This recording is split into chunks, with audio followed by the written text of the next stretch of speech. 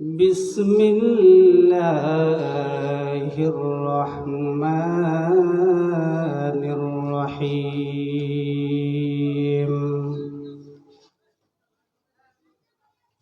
قل يا عبادي الذين أسرفوا على أنفسهم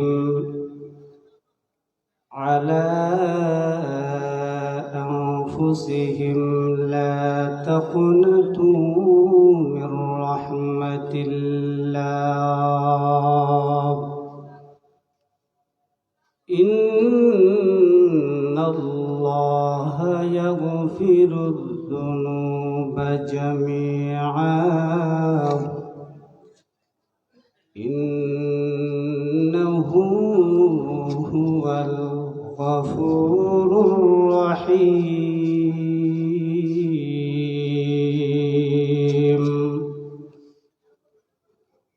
وقال النبي صلى الله عليه وسلم التائب من الذنب كمن لا ذنب له أو كما قال النبي عليه الصلاة والسلام. সকলেই একবার মোহব্বতের সহিত দুরূদ পড়ি। সাল্লাল্লাহু আলা সাইয়্যিদিনা ওয়া মাওলানা মুহাম্মদ ওয়া আলা আলিহি ওয়া আসহাবিহি ওয়া সাল্লাম. সাল্লাল্লাহু আলা সাইয়্যিদিনা ওয়া মাওলানা মুহাম্মদ ওয়া আলা আলিহি ওয়া আসহাবিহি ওয়া সাল্লাম. বালাগাল উলা বিকামালিহি কাশাফাত দুজা বিজামালিহি حسنت جميع خصاله صلوا عليه وآله لا إله. মোহব্বতের সহিত সকলে বলুন লা ইলাহা ইল্লাল্লাহ লা ইলাহা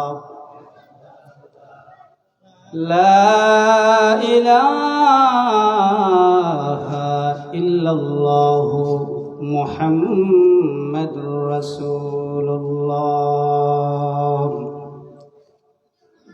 আসমান জমিন গায়রুল্লাহ মানব দানব গায়রুল্লাহ সজদা করব এক আল্লাহর লা ইলাহা ইল্লাল্লাহ লা ইলাহা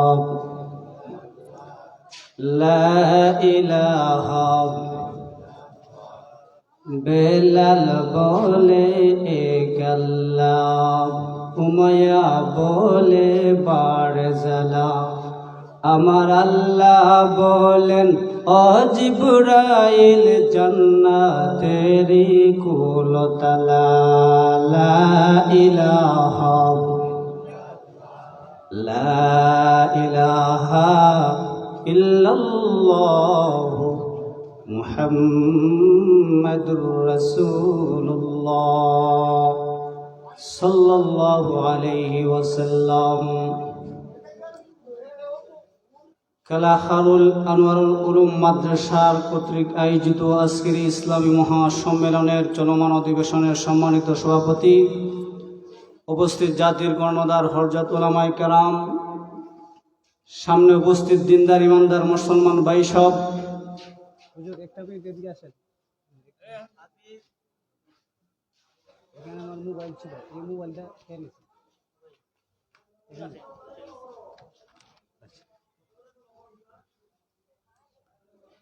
লক্ষ কোটি দুরুদ আর সালাম আল্লাহ তাআলার দরবারে লক্ষ কোটি শুকরিয়া জ্ঞাপন করি যে আল্লাহ তাআলা অত্যন্ত দয়া করে মায়া করে আপনাকে আমাকে হাজারো মানুষ থেকে যাচাই বাছাই করে আল্লাহ তাআলা আপনাকে আমাকে এই নুরানি মজলিসে আসার, বসার, কথা বলার, শ্রবণ করার মতো আল্লাহ তাআলা তৌফিকটুকু দান করেছেন। সেই জন্য মহান রব্বে কারিমের নিকট কালিমাতুশ শুকুর আদায় করে সকলে একবার দিল থেকে বলে আলহামদুলিল্লাহ।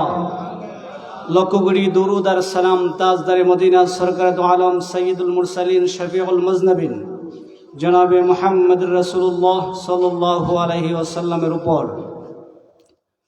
মোহতরম হাজিরিন, আল্লাহ আপনাকে আমাকে অসংখ্য অগণিত নিয়ামত দান করেছেন। এর মধ্যে উল্লেখযোগ্য হলো 4টা নিয়ামত। 1 নম্বরের নিয়ামত, আল্লাহ আপনাকে আমাকে মানুষ বানাইছেন। কোনোদিন আল্লাহকে দরখাস্ত করি নাই, না চাওয়া সত্ত্বেও আল্লাহ কি করেছেন? মানুষ বানাইছেন। চাইলে হাইওয়ান, জানোয়ার, কুকুর, শিগাল, বাঘ, বালক বানাইতে পারতেন, কিন্তু আল্লাহ মোহব্বত করে আপনাকে আমাকে মানুষ বানাইছেন। 2 নম্বরের বিশেষ নিয়ামত হলো আল্লাহ আপনাকে আমাকে মুসলমানের কোলে জন্ম দিয়েছেন। চাইলে হিন্দু, খ্রিস্টান, বৌদ্ধ না ছাড়া এরপরে ভিন্ন ধর্মাবলম্বীর ঘরে আল্লাহ পাঠাইতে পারতেন, কিন্তু আল্লাহ আপনাকে আমাকে মুসলমানের কোলে জন্ম দিয়েছেন। 2 নম্বরের বিশেষ নিয়ামত। 3 নম্বরে, আল্লাহ আপনাকে আমাকে না চাওয়া সত্ত্বেও আল্লাহ যদি চাইতেন ঈসা পয়গম্বরের উম্মত বানাইতে পারতেন, নূহ পয়গম্বরের উম্মত বানাইতে পারতেন, আদম পয়গম্বরের উম্মত বানাইতে পারতেন, মূসা পয়গম্বরের উম্মত বানাইতে পারতেন, কিন্তু আল্লাহ আপনাকে আমাকে এমন নবীর উম্মত বানাইছেন যিনি আসমানের নবী, যিনি জমিনের নবী, যিনি পাহাড়ের নবী, যিনি পর্বতের নবী, যিনি সমস্ত নবীদের নবী, যিনি হলেন কুল কায়াতের নবী। সকলে বলেন সুবহানাল্লাহ। অতএব মুসলমান, আমরা পরিষ্কার ভাষায় বলে দিতে চাই, এই 95 বাংলার মুসলমানের জমিনে কোনো নাস্তিক আর মুরতাদ যদি আমার নবীর বিরুদ্ধে কথা বলে, কোরআনের বিরুদ্ধে কথা বলে, আল্লাহর বিরুদ্ধে কথা বলে, এই নাস্তিক মুরতাদদের দাঁত ভাঙা জবাব দিতে প্রয়োজনে যদি শাহাদাত বরণ করতে হয় আমরা শাহাদাত বরণ করব। জমিনে বুকের তাজা রক্ত ঢেলে দিতে হয় রক্ত ঢেলে দিব। এরপরে এই নাস্তিক মুরতাদদের জায়গা বাংলার জমিনে হবে না, হতে পারে না। চিল্লায় বলেন মুসলমান ঠিক কিনা? আমরা মুসলমান বীরের জাতি, আমরা কোনো পরাশক্তিকে ভয় করি না, ভয় করতে পারি। আরে আমরা তো খালিদ বিন ওয়ালিদের উত্তরসূরি, আমরা আবু বকর সিদ্দিকের উত্তরসূরি, আর আমরা আলী কারামাল্লাহু ওয়াজহুর উত্তরসূরি। অতএব আমরা মুসলমান কোনো পরাশক্তিকে ভয় করি না। আমেরিকা পরাশক্তি হতে পারো, আমরা ভয় করি না। রাশিয়া পরাশক্তি হতে পারো, আমরা ভয় করি না। ভারত পরাশক্তি হতে পারো, আমরা ভয় করি না। পারমাণবিক অস্ত্রের মালিক হতে পারো, আমাদেরকে হুমকি আর দামকি দাও। আরে আমরা তো মুসলমান, আমাদের সবচাইতে বড় পারমাণবিক অস্ত্রের নাম হলো নারায়ে তাকবীরের স্লোগান। বলেন মুসলমান ঠিক কিনা? মুসলমান যখন নারায়ে তাকবীরের স্লোগান দিয়ে বুকে শাহাদাতের তামান্না নিয়ে যুদ্ধের ময়দানে ঝাঁপিয়ে পড়বে, বিশ্বের সকল বাতিল শক্তি মুসলমানের পায়ের নিচে মাথা নত করতে বাধ্য হবে। ঠিক কিনা মুসলমান? অতএব আমরা পরিষ্কার ভাষায় বলে দিতে চাই, ইসলামের জন্যে, নবীর জন্যে, আল্লাহর জন্যে, কোরআনের জন্য যদি জীবন দিতে হয় জীবন দিব, শাহাদাত বরণ করতে হয় শাহাদাত বরণ করব। কে কে রাজি আছেন? 2 হাত উঠে আমার আল্লাহকে দেখান। আল্লাহ আমাদের সকলকে দিনের খাঁটি মুজাহিদ হিসেবে কবুল করুন। যেইভাবে আজকে বাংলার জমিনে নাস্তিক আর মুরতাদরা মাথা যারা দিয়ে উঠতেছে, তাদেরকে যদি এইরকম ভাবে বাংলার জমিনে চার দেওয়া হয়, তারা আমাদের ইমানকে নষ্ট করবে। অতএব এই নাস্তিক মুরতাদদের ব্যাপারে আমরা মুসলমান সোচ্চার হওয়ার দরকার আছে না নাই? আমাদের শরীরে 1 বিন্দু পরিমাণ রক্ত থাকা সত্ত্বে বাংলার জমিনে কোনো নাস্তিক আর মুরতাদদের জায়গা হবে না, হতে পারে না ইনশাআল্লাহ। নাস্তিকতা নিবাদ যাক, দিন ইসলাম জিন্দাবাদ। নাস্তিকতা নিবাদ যাক, দিন ইসলাম জিন্দাবাদ। কোটি পানের কি আওয়াজ, খোদাদ্রোহী চার পাবে না, এই বাংলাটাই হবে না, মুসলমানরা জেগেছে আজ। নাস্তিকতা নিবাদ যাক, দিন ইসলাম জিন্দাবাদ। নাস্তিকতা নিবাদ যাক, দিন ইসলাম জিন্দাবাদ। কোটি পানের কি আওয়াজ, খোদাদ্রোহী চার পাবে না, এই বাংলাটাই হবে না, মুসলমানরা জেগেছে আজ। চলো চলো সামনে চলো, জোর কদমে সামনে চলো, ভদ্রকণ্ঠে আওয়াজ তুলো, সবাই মিলে একই তালে দাও না স্লোগান, নারায়ে তাকবীর, নারায়ে তাকবীর। দিন ইসলাম, দিন ইসলাম জিন্দাবাদ, জিন্দাবাদ। মুসলমানের এই দেশেতে নাস্তিকদের ঠাঁই নাই, নাস্তিকদের পক্ষে যারা তাদের কোনো রক্ষা নাই। ঠিক কিনা? মুসলমানের এই দেশে ইসকনদের টাই নাই, ইসকনদের পক্ষে যারা তাদের কোনো রক্ষা নাই।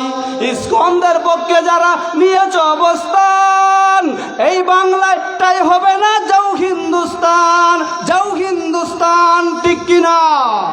জোর কদমে সামনে চলো, বজ্রকণ্ঠে আওয়াজ তুলো, সবাই মিলে একই তালে দাও না স্লোগান, নারায়ে তাকবীর, নারায়ে তাকবীর, দিন ইসলাম, দিন ইসলাম, জিন্দাবাদ, জিন্দাবাদ। ইসলামেরই জন্য দেশের হয়েছে জন্ম, ইসলামের বিরুদ্ধে গেলে দেশ হবে ভিন্ন। ইসলামেরই জন্য দেশের হয়েছে জন্ম, ইসলামের বিরুদ্ধে গেলে দেশ হবে ভিন্ন। ইসলামের বিরুদ্ধে যারা নিয়েছিল অবস্থান, এই বাংলায় থাকতে পারে নাই, পালাইছে হিন্দুস্তান, ঠিক কিনা? জোর কদমে সামনে চলো, বজ্রকণ্ঠে আওয়াজ তুলো, সবাই মিলে একই তালে দাও না স্লোগান, নারায়ে তাকবীর, নারায়ে তাকবীর, দিন ইসলাম, দিন ইসলাম, জিন্দাবাদ, জিন্দাবাদ, জিন্দাবাদ, জিন্দাবাদ। অতএব মুহতারাম হাজিরিন, আমরা নবীর জন্য, ইসলামের জন্য, কোরআনের জন্য কোনো বাতিল শক্তির মোকাবেলা করতে আমরা কখনো পিছপা হব না তো ইনশাআল্লাহ। যে কোনো পরাশক্তি আসুক না কেন, কিন্তু যদি আমার ইসলামের বিরুদ্ধে কথা বলে, আল্লাহর বিরুদ্ধে কথা বলে, নবীর বিরুদ্ধে কথা বলে, আমরা কোনো পরাশক্তি হলেও তাকে চান্স দিতে পারি না, পারবো না, ঠিক কিনা? মুহতারাম হাজিরিন, এবার আসুন, আমি যে আয়াতে কারিমা তেলাওয়াত করেছি, এই আয়াতে কারিমাকে সামনে রেখে বিশ্ব নবীর হাদিসের ভান্ডার সমূহ থেকে ছোট্ট কানা হাদিস তেলাওয়াত করেছি। আয়াত এবং হাদিসকে সামনে রেখে কিছু সময় আলোচনা করব। আল্লাহ আমাকে ইখলাসের নিয়তে বলার এবং আপনাদেরকে ইখলাসের নিয়তে শোনার, আমল করার তৌফিক যেন দান করুন। সকলে বলেন আমিন। মুহতারাম হাজিরিন, আল্লাহ তাআলা বলেন, ইয়া আইয়ুহাল্লাযীনা আমানু قل يا عبادي الذين أسرفوا على أنفسهم لا تقنطوا من رحمة الله। আল্লাহ বলেন, হে আমার আদরের বান্দা বান্দি, হে আমার মহব্বতের গোলাম, তোমরা তোমাদের নফসের উপর যারা জুলুম করে ফেলেছো, তোমরা যারা গুনাহ করে ফেলেছো, তোমরা যারা আমি আল্লাহর সাথে অন্যায় করে ফেলেছো, হে মুসলমান আল্লাহর গোলাম, তোদের কোনো টেনশন নাই। লা তাকনাতু মির রাহমাতিল্লাহ, তোমরা আমি আল্লাহর রহমত থেকে নৈরাশ হবে না, কারণ আমি আল্লাহ তো রহমান, আমি আল্লাহ তো রহিম, আমি আল্লাহ তো গফফার। আরে বান্দা, তোর গুনাহ কি পরিমাণ হয়েছে? সাগর পরিমাণ হয়ে গেছে। আরে আমি আল্লাহর রহমত তো সাগরের চাইতে বড়। তোর গুনাহ কি পাহাড় পরিমাণ হয়ে গেছে? আরে আমি আল্লাহর রহমত তো পাহাড়ের চাইতে বড়। তোর গুনাহ কি জমিন থেকে আসমান পর্যন্ত হয়ে গেছে? আরে বান্দা, আমি আল্লাহর রহমত জমিন আর আসমানের চাইতে তো আরো বেশি বড়। কি পরিমাণ গুনাহ করেছো?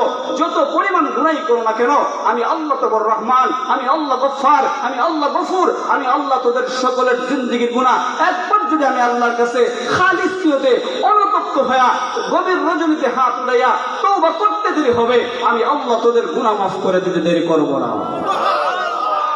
কারণ আমি আল্লাহ গফফার, আমি আল্লাহ তোদেরকে বড় মহব্বত করে বানাইছি, তোদেরকে বড় আদর করে বানাইছি, জাহান্নামের আগুনে দেওয়ার জন্য নয়।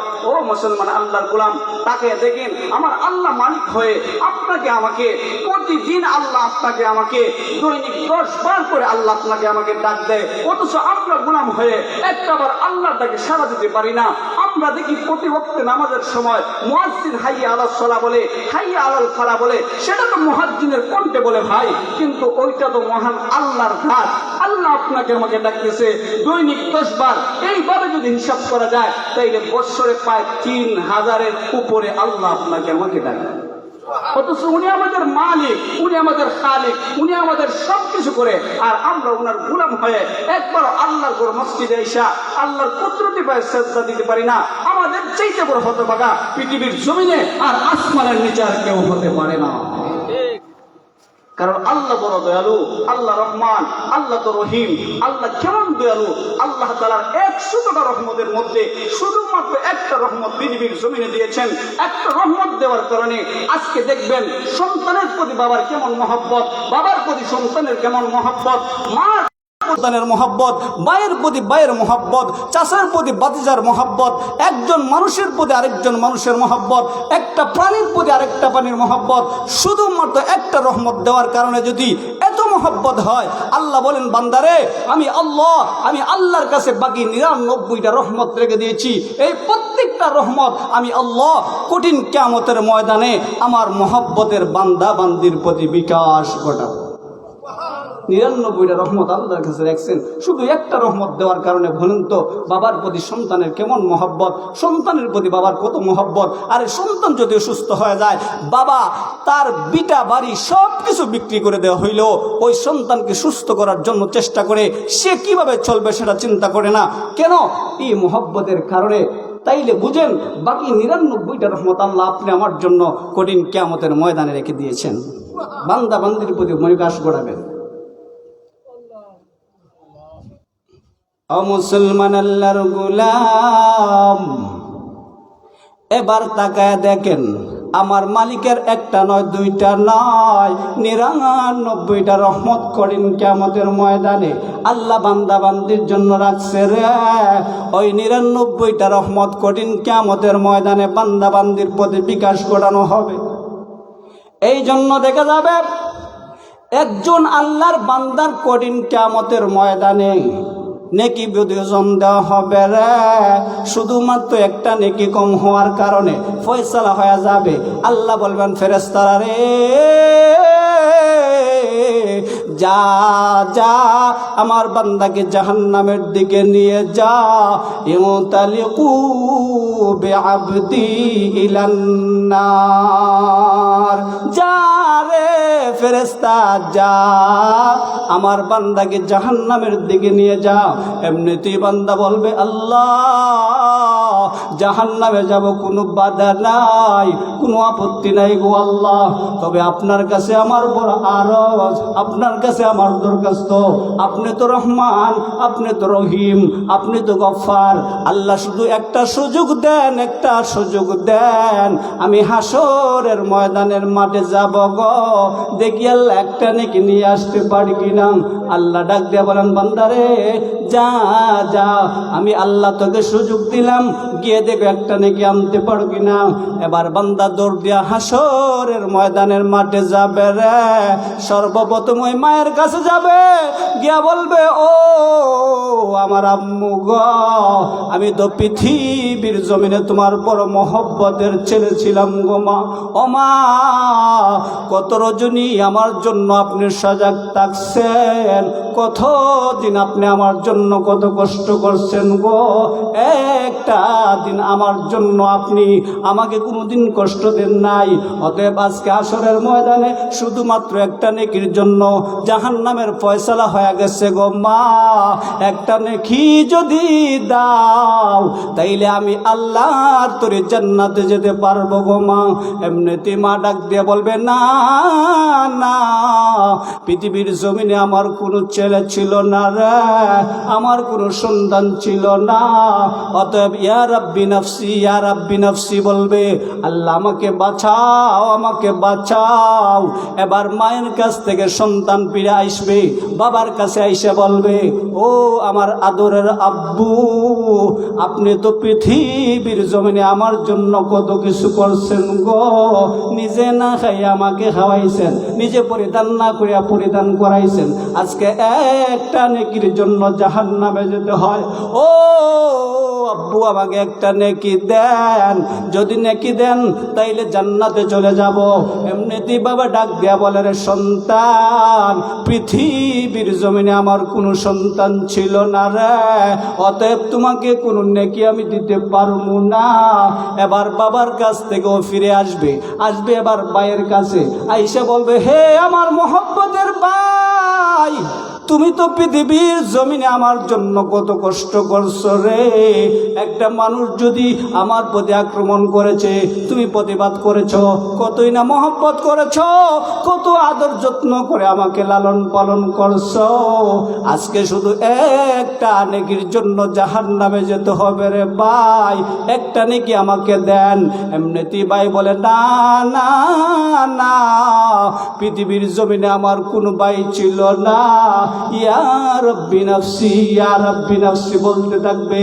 এবার শেষ পর্যন্ত যাবে, বন্ধুর কাছে গিয়া বলবে, বন্ধু তুমি আমাকে একটা নেকি দাও, একটা নেকি যদি দাও তাইলে আল্লাহর তরি জান্নাতে যেতে পারবো।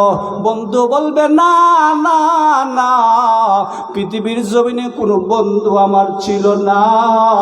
এবার শেষ পর্যন্ত আদরের স্ত্রীর কাছে যাবে, গিয়া বলবে, গো তুমি তো আমার আদরের বড় স্ত্রী, পৃথিবীর জমিনে আমি যদি বাড়িতে না যাওয়ার আগ পর্যন্ত অপেক্ষা করছো গো, আমাকে না রাইকা তুমি খাবার খাও নাই, আজকে শুধু একটা নেকির জন্য জাহান্নামে যেতে হয়, একটা নেকি আমাকে দাও, তাইলে আমি জান্নাতে চলে যাব।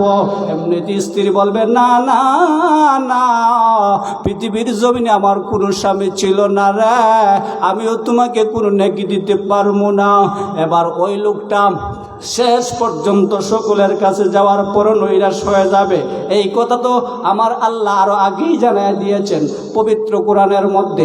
আল্লাহ তাআলা বলেন, ইয়াউমা ইয়াফিরুল মারউ মিন আখিহি ওয়া উম্মিহি ওয়া আবিহি ওয়া সাহিবাতিহি ওয়া বানিহি। আল্লাহ তাআলা বলেন, পৃথিবীর জমিন থেকে যখন হাসরের ময়দানের মাঠ কায়েম হয়ে যাবে, ওই মাঠে কেউ কাউকে কোনো সাহায্য করবে না রে। নবী রাসূল পর্যন্ত ইয়া রাব্বি নাফসি ইয়া রাব্বি নাফসি বলবে, সমস্ত পয়গম্বর ইয়া রাব্বি নাফসি, সকলেই বলবে শুধু নাফসি নাফসি। এই পর্যায়ে এক পর্যায়ে ওই লোকটা হাসরের ময়দান থেকে বের হয়ে কান্না করতে করতে চলে আসবে। পিছন দিকে একটা ভাই ডাক দিয়ে বলবে, হে আমার ভাই, তুমি কেন আসছিলা, তুমি কেন এখানে আসছিলা? বলে, রে ভাই, আমি আজকে হাসরের ময়দানে আসছি, আমার শুধু একটা নেকির কারণে জাহান্নামে যেতে হয়। এমনিতেই ওই বান্দাটা ডাক দিয়ে বলবে, রে ভাই, আমার জীবনে কোনো নেকি নাই, শুধুমাত্র একটা নেকি, একটা নেকি দিয়া তো আমি জান্নাতে যেতে পারবো না রে, অতএব আমার একটা নেকি তোমাকে দিয়া দিলাম, আমার ওই নেকিটা নিয়া তুমি আল্লাহর তরি জান্নাতে চলে যাও। এবার ওই লোকটা ওই নেকি নিয়ে আল্লাহর কাছে চলে আসবে। আল্লাহ তাআলা ডাক দিয়ে বলবেন, বান্দারে, নেকির কি কোনো ব্যবস্থা করতে পেরেছো? বলে, আল্লাহ, নেকির ব্যবস্থা হয়েছে।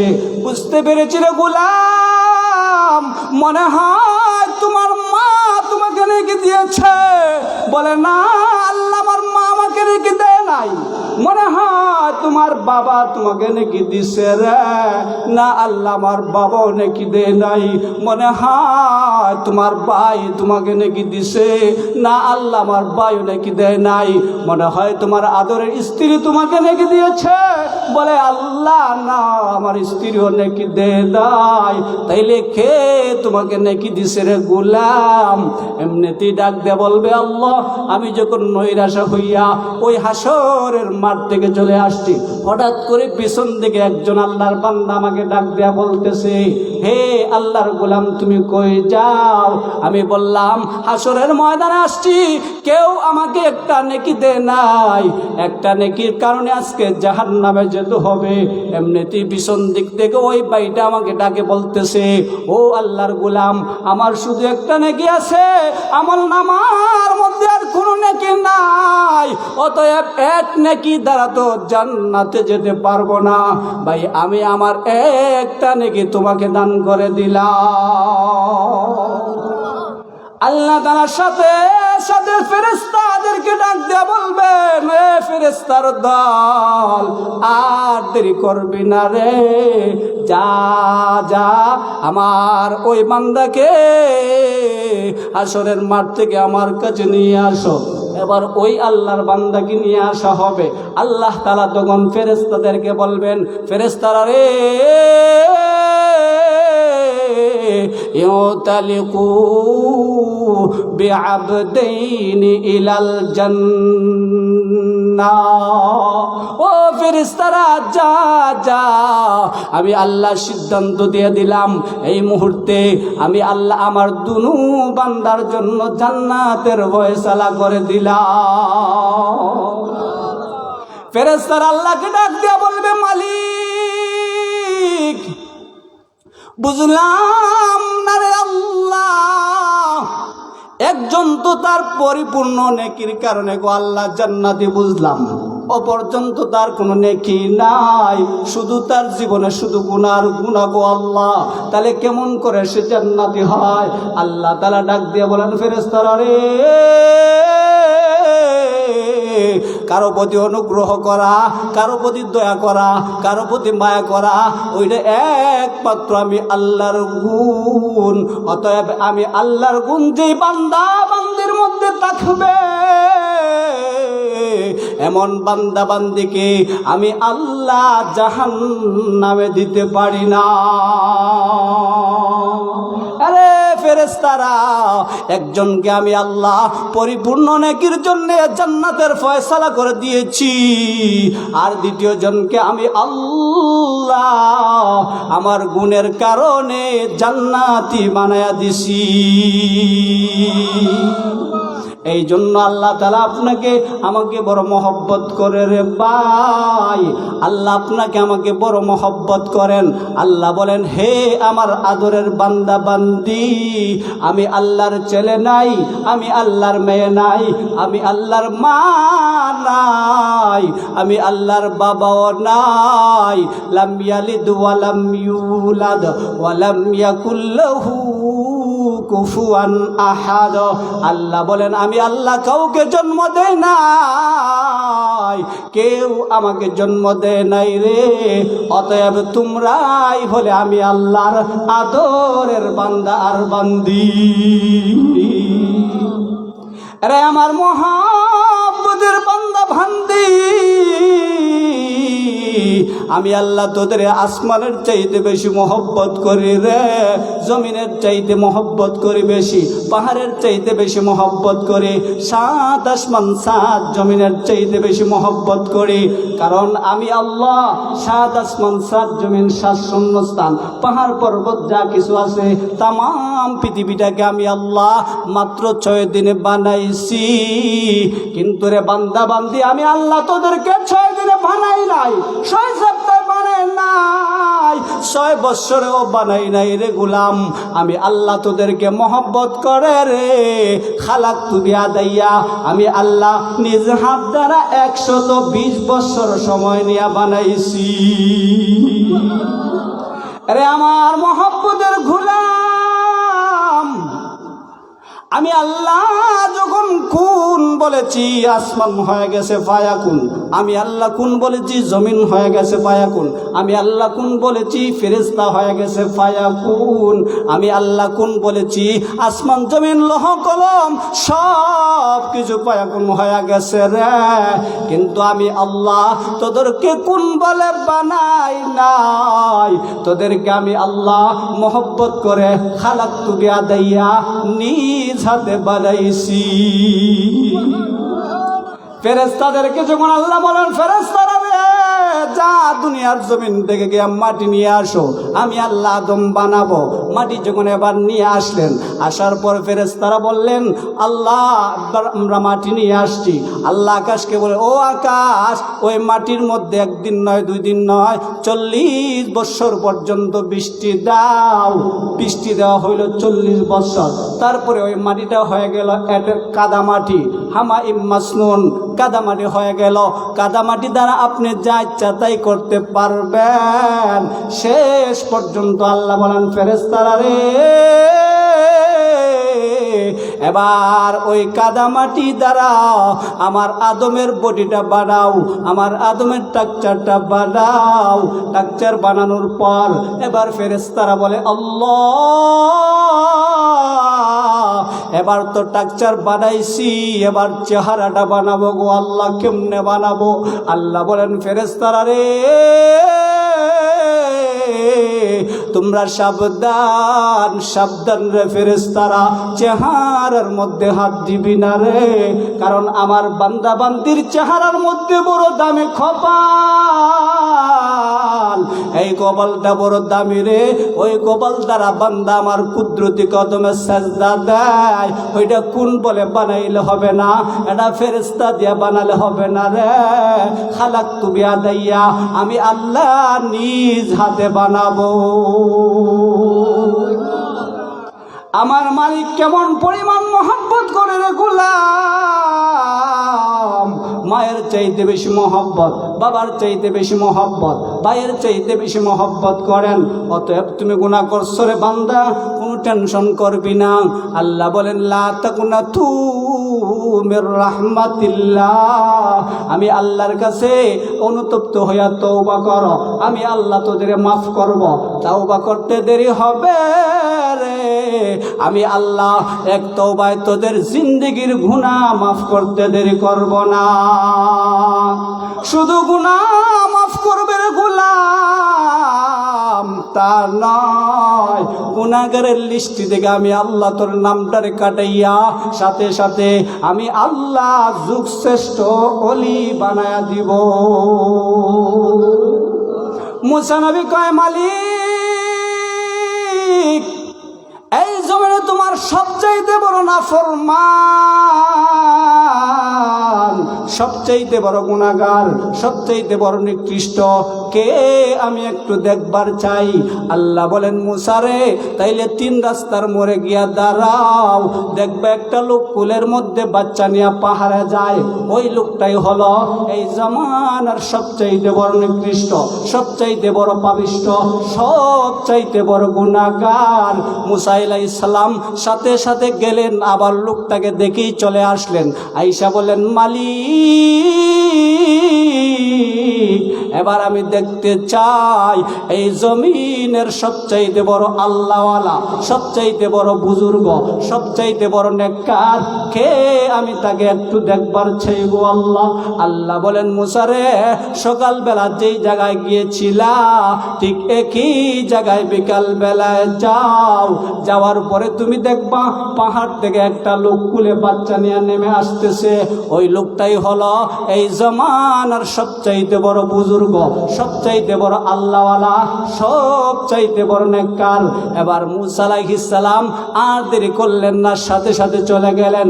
গিয়া তাকায়া দেখে রে, সকালবেলা যেই লোকটা ওই জামানার সবচাইতে বড় নিকৃষ্ট হইয়া ওই দিকে গেল, ঠিক একই ব্যক্তি বিকালবেলা ওই জামানার সবচাইতে বড় আল্লাহর ওলি হয়ে ফিরতেছে।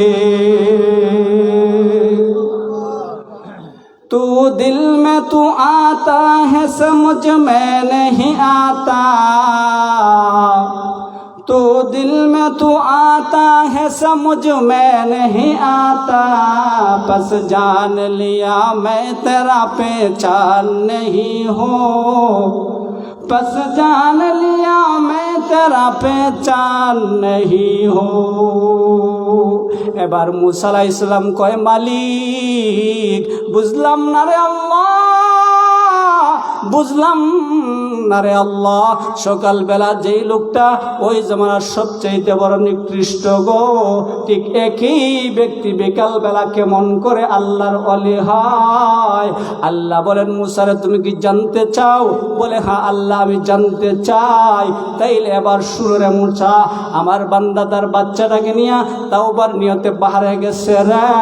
পাহাড়ের মধ্যে যাওয়ার পর বাচ্চাটা ডাক দিয়ে বলতেছে, আব্বু এই পাহাড়টা তো অনেক বড় গো, এই পাহাড়ের চাইতে বড় কিছু আছে রে গো আব্বু। এবার বাবা ডাক দিয়ে বলে রে সন্তান, পাহাড়ের চাইতে বড় হলো আল্লাহর জমিন, জমিনের চাইতে বড় কিছু আছে রে গো আব্বু। বলে প্রথম আসমান, প্রথম আসমানের চাইতে বড় কিছু আসেনি। বলে দ্বিতীয় আসমান। এইভাবে বলতে বলতে সপ্তম আসমান পর্যন্ত চলে গেল। এবার সন্তানরা ডাক দিয়ে বলে আব্বু সপ্তম আসমানের চাইতে বড় কিছু আসেনি। এবার বাবা বলে রে সন্তান, সপ্তম আসমানের চাইতে বড় হলো আল্লাহর আরশ। এবার সন্তানরা ডাক দিয়ে বলে বাবা আল্লাহর আরশের চাইতে বড় কিছু আসেনি। এবার বাবা ডাক দিয়া বলে, রে সন্তান, আল্লাহর আরশের চাইতে বড় এই মুহূর্তে তোমার বাবার জীবনের গুনাহ, তোমার বাবার জীবনের গুনাহ বড় হয়ে গেছে রে সন্তান। এবার সন্তান ডাক দিয়ে বলে, আব্বু, আমার মালিকের কাছে কি আপনার গুনার চাইতে বড় কিছু নাই? এবার বাবা ডাক দিয়ে বলে, রে সন্তান, আমার গুনার চাইতে বড় আমার মালিকের রহমতের চাদর। আমার মালিক যদি আমার গুনাহকে রহমতের চাদরের ভিতরে ঢুকায় দেয় রে সন্তান, তোমার বাবা পুত পবিত্র হয়ে যাবে, তোমার বাবার আর কোনো গুনাহ থাকবে না রে সন্তান। কারণ আমি বড় পাপী, আমি বড় নাফরমান, আমি গুনাহ করতে করতে আমার হাতটা নাপাক হয়ে গেছে, জিহ্বাটা নাপাক, পাটা নাপাক, শরীরটা নাপাক হয়ে গেছে, আমি সব অপবিত্র করে ফেলছি রে সন্তান। তুমি তো বড় পুত পবিত্র, তোমার জবান বড় পাক, অতএব তোমাকে উসিলা নিয়ে আল্লাহর কাছে দোয়া করব রে, আমি আল্লাহর কাছে দোয়া করব, তুমি একবার বলবা রে আমিন। এবার বাবা আল্লাহর কাছে দোয়া করে, মালিক, আমার চাইতে বড় গুনাহগার আর কেউ নাই, আর কেউ নাই রে আল্লাহ। ও আল্লাহ, আমার চাইতে বড় গুনাহগার আসমানের নিচে আর জমিনের উপরে কেউ নাই। আল্লাহ, এই মুহূর্তে তওবা করলাম, আর কোনোদিন গুনাহ করব না রে আল্লাহ, গুনাহের দ্বারে কাছেও যাব না, তুমি আমাকে মাফ করে দাও।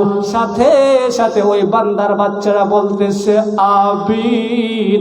আরে মুসা, যেই মাত্র আমার ওই বান্দার মাসুম বাচ্চাটা আমিন বলছে, আমি আল্লাহর কুদরতি দরিয়ার মধ্যে জুস সৃষ্টি হয়ে গেছে রে মুসা, আমি আল্লাহ আর ধরে রাখতে পারি নাই। আমি আল্লাহর সাথে সাথে আমার বান্দার জিন্দেগির গুনাহ মাফ করে দিছি রে। শুধু গুনাহ মাফ করছি রে মুসা তা নয়, সন্ধ্যার আগে আগেই আমার বান্দাকে আমি আল্লাহ যুগ শ্রেষ্ঠ ওলি বানায়া দিছি। এই জন্য ভাইয়েরা আমার, দুস্তরা আমার, আল্লাহ চাইতে বড় দয়ালু আর কেউ নাই। আপনি যত বড় গুনাহগার হন না কেন, আল্লাহর কাছে যখন অনুতপ্ত হয়ে যাইবেন, আরে আল্লাহর কাছে চাইতে দেরি হবে, আল্লাহ আপনার আমার মনের বাসনা পূরণ করতে দেরি করবে না। বান্দা যখন আল্লাহর দিকে এক বিগত অগ্রসর হয়, আমার আল্লাহ বলেন হাদিসে কুদসিতে, আমি আল্লাহ বান্দার দিকে এক হাত অগ্রসর হই। আরে বান্দা যখন আমি আল্লাহর কাছে হাঁটি হাঁটি পা পা করে আমি আল্লাহর কাছে সামনের দিকে আসবে, আমি আল্লাহ ওই বান্দা বান্দির দিকে দৌড়াই আসি। মুহতারাম হাজিরিন, যেই কথা বলতেছিলাম, আজকে আপনাদের এই মাদ্রাসা, এটা প্রাচীনতম মাদ্রাসা, এখানে বাচ্চারা লেখাপড়া করে, হুজুররা আছেন, অনেক পুরাতন একটা মাদ্রাসা, আমার জীবনে কোনোদিন আসি নাই, আজকে ফার্স্ট আসলাম। তো যাই হোক মুহতারাম হাজিরিন, মাদ্রাসার শিক্ষক এবং ছাত্রদের কেমন মর্যাদা, এর সংক্ষিপ্ত একটা ঘটনা বলেই এর ভিতরে বুখারী সাহেব আসবেন ইনশাআল্লাহ, আমার আলোচনা শেষ হবে। এখন শুনেন এই ঘটনাটা। খুতুবাতে জুলফিকার নামক কিতাবের 11 নম্বর খণ্ডের 207 এবং 6 পৃষ্ঠার মধ্যে উল্লেখ আছে মাদ্রাসার শিক্ষক এবং ছাত্র তাদের মর্যাদা কেমন। আল্লাহর ওলি খাজা বাকি বিল্লাহ রহমতুল্লাহি আলাইহি যুগশ্রেষ্ঠ একজন আল্লাহর ওলি, তখন সময়ের যুগশ্রেষ্ঠ একজন আল্লাহর ওলি রে। ওই কেমন আল্লাহর ওলি ছিলেন, একজন নয়, দুইজন নয়, লক্ষ লক্ষ উলামায়ে কেরাম উনার কাছে বায়াত গ্রহণ করেছেন। এমনকি তখনকার জমানার মুজাদ্দিদে আল বেসানি রহমতুল্লাহি আলাইহি পর্যন্ত উনার কাছে মুরিদ, লক্ষ লক্ষ উলামায়ে কেরাম পর্যন্ত উনার বায়াত গ্রহণ করেছেন। ওই খাজা বাকি বিল্লাহ রহমতুল্লাহি আলাইহি একদিন ঘরের মধ্যে বসা, হঠাৎ করে একজন খাদিম আইসা বলে, ও খাজা বাকি বিল্লাহ, তুমি তো অনেক বড় নিয়ামত আল্লাহর কাছ থেকে পেয়েছো, তোমার চাইতে বড় ওলি আর কেউ নাই গো, তোমার কাছে হাজার হাজার শত শত নয়, লক্ষ লক্ষ উলামায়ে কেরাম মুরিদ হয়েছেন, এমনকি মুজাদ্দিদে আল ফেসানি পর্যন্ত মুরিদ, অতএব আপনার মর্যাদা অনেক বেশি। খাজা বাকি বিল্লাহ রহমতুল্লাহি আলাইহি কোনো কিছু বলেন না, চুপচাপ উনি বসে আছেন। মনে মনে একটু খুশি হয়ে গেলেন, কিন্তু আমার আল্লাহ সাথে সাথে ওনার উপর নারাজ হয়ে গেছে রে। খাজা বাকি বিল্লাহকে মহান আল্লাহ যুগশ্রেষ্ঠ অলি হওয়ার জন্য যা যা দরকার সবগুলা নিয়ামত আল্লাহ ওনাকে দিছে, কিন্তু যখন উনি চুপ থাকলেন, কোনো প্রতিবাদ করলেন না খাজা বাকি বিল্লাহর, তখন সময়ে উনি বলেন আমি বুঝতে পেরেছি ওয়ালায়াতের যত নিয়ামত আল্লাহ আমাকে দিছে গো, ওই মুহূর্তে সব নিয়ামত আমার ভিতর থেকে পাখির ন্যায় বের হয়ে গেছে। এবার খাজা বাকি বিল্লাহ রহমতুল্লাহি আলাইহি ঘরের ভিতরে ঢুইকা দরজা লাগায় শুধু কান্নার আওয়াজ, শুধু কান্নাকাটি করতেছেন আর আল্লাহর কাছে বলতেছেন, আল্লাহ কি হইল রে আল্লাহ, কি হইল আমার জানি কি হয়ে গেল। একদিন নয়, দুই দিন নয়, অনেক দিন পর্যন্ত কান্নার আওয়াজ। একদিন খাজা বাকি বিল্লাহ রহমতুল্লাহি আলাইহি রাত্রির পরে ঘুমিয়ে গেছেন, তাহাজ্জুদের সময় স্বপ্ন দেখে রে আল্লাহ তাআলা জানায় দেন, রে খাজা বাকি বিল্লাহ, ওই যে তোমার মুরিদ তোমার কাছে আসার পর তোমার গুণগান করেছে, তোমার মর্যাদার কথা বলছে রে, তখন সময় তুমি আমি আল্লাহর শুকরিয়া আদায় করো নাই, চুপচাপ তুমি বসেছিলা, মনে মনে খুশি হয়েছ, এই জন্য আমি আল্লাহ নারাজ হইয়া রে খাজা বাকি বিল্লাহ ওয়ালায়াতের যত মর্যাদার নিয়ামত দিয়েছিলাম রে, সবগুলা তোমার ভিতর থেকে আমি আল্লাহ পাখির ন্যায় বের করে নিছি। আরে খাজা বাকি বিল্লাহ,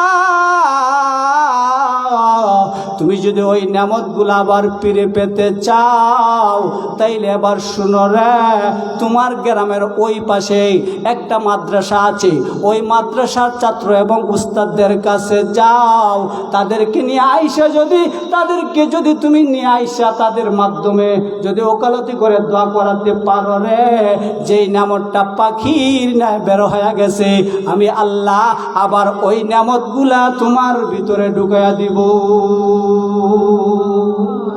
এবার খাজা বাকি বিল্লাহ রহমতুল্লাহি আলাইহি যখন ওই মাদ্রাসাতে গেলেন, মানুষ হতভম্ব হয়ে গেছে, এত বড় আল্লাহর ওলি মাদ্রাসায় আসলেন, কারণটা কি? এবার ওই ছাত্ররা দেখেও হতভম্ব হয়ে গেলেন। খাজা বাকি বিল্লাহ চোখের পানি ছেড়ে দিয়ে কান্দেন আর বলেন, রে আমি কোন তোমাদেরকে দেওয়ার জন্য আসি নাই, কোনো নসিহত করার জন্য আসি নাই রে, তোমাদের কাছ থেকে নেওয়ার জন্য এসেছি রে। এবার উনি ডাক দিয়া সমস্ত ঘটনাগুলা উস্তাদদের কাছে বললেন যে এই ঘটনা। এবার খাজা বাকি বিল্লাহকে নিয়ে মাদ্রাসার ছাত্র এবং উস্তাদ সকলে মিলা যখন আল্লাহর কাছে দোয়া করে, দোয়া করতে দেরি হয়েছে, মাদ্রাসার শিক্ষক এবং ছাত্রদেরকে নিয়ে খাজা বাকি বিল্লাহ বলেন, আমি তাকায় দেখি মাদ্রাসার ছাত্ররা নিচের দিকে হাতটা নামাইতে দেরি হয়েছে রে, সাথে সাথে আমার আল্লাহ যে পাখিটা বের করে নিছিল ওই পাখিটা আবার আমার ভিতরে ঢুকাইয়া দিছে। আল্লাহু আকবার বলেন মুসলমান। অতএব আমরা মুসলমান, আমাদের বাচ্চা ছেলে সন্তানরা মাদ্রাসায় পড়তেছে, মাদ্রাসায় পড়লে পরে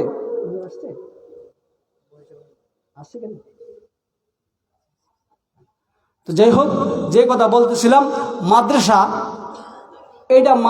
এমন একটা রসুলের বাগান, এই মাদ্রাসায় আপনার ছেলে সন্তান পড়ে যদি একটা আলেম হতে পারে আর আপনার জানাজার নামাজটা পড়ায় দিতে পারে ভাই, তাইলে রসুলের হাদিস প্রমাণ করে জানাজার নামাজ পড়াইয়া ডান দিকে সালাম ফিরাতে দেরি হবে, বাম দিকে সালাম ফিরাতে দেরি হবে, সাথে সাথে আল্লাহ ওই বাবার কবরের আযাব মাফ করে দিতে দেরি করবে না। অতএব মাদ্রাসায় পড়লে কি লাভ, মাদ্রাসায় পড়লে কি কি ফায়দা, অনেক লম্বা আলোচনা। যেই ঘটনাটা বলছিলাম এই ঘটনা থেকে আমরা বুঝতে পারলাম, খোদার কসম করে বলতে পারি, আরে আজকেও যদি আপনি যে কোনো বিপদের সম্মুখীন হন না কেন, যদি আপনি বিপদের সম্মুখীন হয়ে মাদ্রাসার ছাত্র এবং উস্তাদদের মাধ্যমে আল্লাহর কাছে দোয়া করতে পারেন, আল্লাহর কসম আল্লাহ এই দোয়া কোনোদিন ফিরায় দিবে না। খাজা বাকি বিল্লার সময় যেরকম কবুল হয়েছে আপনি আমার বেলায় সেইভাবেই কবুল হবে ইনশাল্লাহ। মহতরম হাজিরিন, আমার ঘনিষ্ঠ বন্ধু মানুষ, যার সাথে প্রায় দীর্ঘ 5-7 বছর একই বিছানায় থেকে লেখাপড়া করেছি, মুফতি মিজানুর রহমান বুখারী, সারা বাংলাদেশে উনি আলোচনা করেন। বড় বড় এদারাগুলা পটিয়া, জিরি, বাবুনগর, শেখবাড়ি, বরুণা, অনেক বড় বড় মাহফিলগুলা করেন। তো উনি আসছেন, আমরা ধন্য ওনার এখানে আসার কারণে। যাই হোক, উনি মনোমুগ্ধকর আলোচনা আপনাদেরকে শোনাবেন, শেষ পর্যন্ত আপনারা শুনবেন ইনশাল্লাহ। আসসালামু আলাইকুম ওয়া রাহমাতুল্লাহি ওয়া বারাকাতুহু।